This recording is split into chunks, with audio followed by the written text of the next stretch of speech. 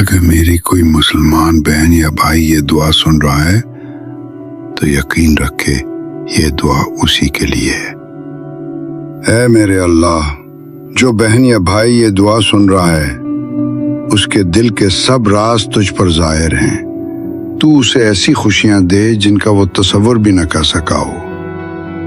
اے اللہ کریم، جو تھک چکا ہے اسے آرام دے، جو رو رہا ہے اسے مسکراہٹ دے، جو اکیلا ہے اسے اپنی معیت عطا فرما۔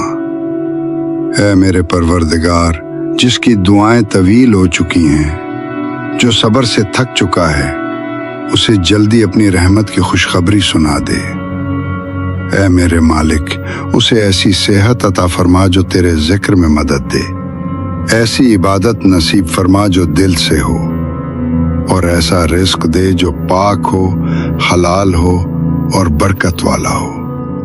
اے دونوں جہانوں کے مالک، جس کے والدین زندہ ہیں ان کے لیے راحت، تندرستی اور خوشیاں لکھ دے،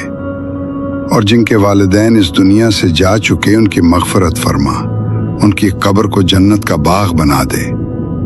اس کے بچوں کو نیک، صالح اور قرآن و دین سے جڑے ہوئے بنا، اور اگر اولاد نہیں تو اپنی رحمت سے نواز دے، اس کے گھر کو محبت، امن اور برکت سے بھر دے، اسے اس دنیا میں عزت دے، آخرت میں راحت عطا فرما، ایسا دن دے جو ہمیشہ تیرے قریب رہے، اور ایسی زندگی دے جس میں تو راضی ہو۔ جو بہن یا بھائی یہ دعا سن رہا ہے اسے دنیا اور آخرت کی دولت سے مالا مال فرما، اسے اپنے سوا کسی کا محتاج نہ بنانا، تو ہی بس اس کا سہارا بن جا۔ اسے ایسی ہدایت دے جو سیدھا جنت کی طرف لے جائے،